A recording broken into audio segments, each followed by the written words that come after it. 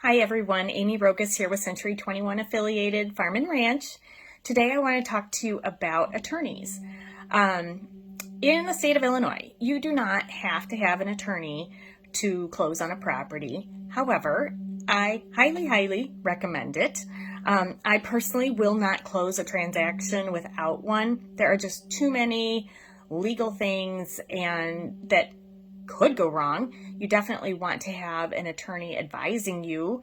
And also, I cannot act as an attorney. I have not passed the bar or studied any of that. And in Real Estate 101, they always tell you do not practice law. So I don't want to be caught doing that. But also, with regards to attorneys, if you are not hooked up with a real estate attorney, by all means, ask your realtor or ask for a recommendation from somebody. And specifically, I do want that attorney to be a real estate attorney. There's certainly some attorneys that I've closed with that is not their mainstream law practice, and they might not have they may not be up to date on all the legal or the laws of real estate. They might not have a smooth process in place to work through the transaction.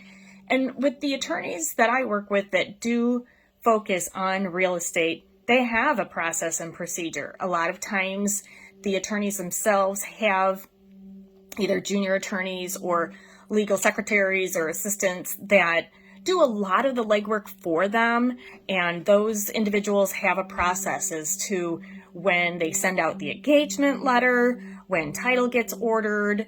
They also know when to order well and septic and surveys, and that's for the selling side.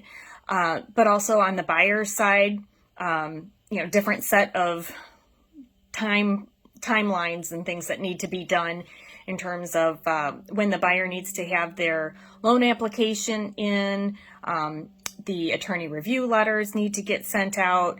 So there's a lot to it that is behind the scenes, and some people think, I've sold property before, I don't need an attorney, but honestly, it covers everybody's katushies if you do have one.